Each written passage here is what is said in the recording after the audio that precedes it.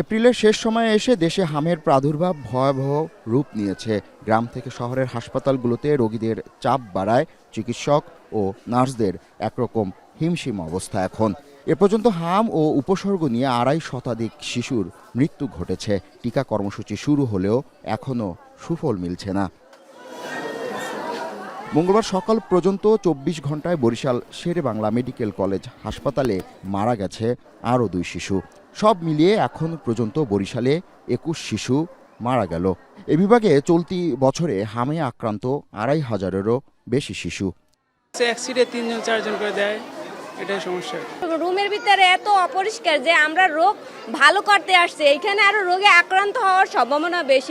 অন্যদিকে কুমিল্লায় বাড়ছে হামে আক্রান্তের সংখ্যা।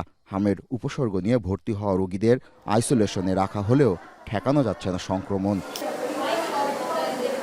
এদিকে রাজধানীর শিশু হাসপাতালে ৪৪ জন শিশু হামের লক্ষণ নিয়ে হাসপাতালে ভর্তি।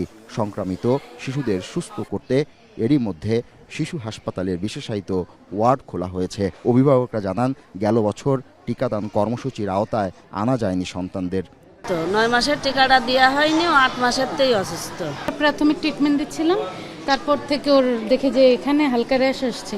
এখন তো আল্লাহ একটু ভালোই রাখছে, আমি বেশি হওয়ার আগে নিয়ে এসে পড়ছি।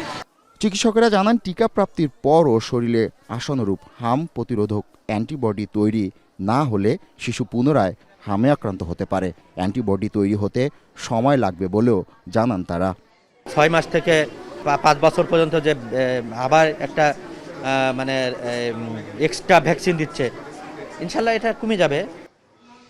এদিকে প্রধানমন্ত্রী তথ্য উপদেষ্টা ডক্টর জায়েদুর রহমান সচিবালয়ে ব্রিফিংয়ে জানান, মঙ্গলবার পর্যন্ত ৯৪,২৩,০০০ শিশুকে হামের টিকা দেওয়া হয়েছে।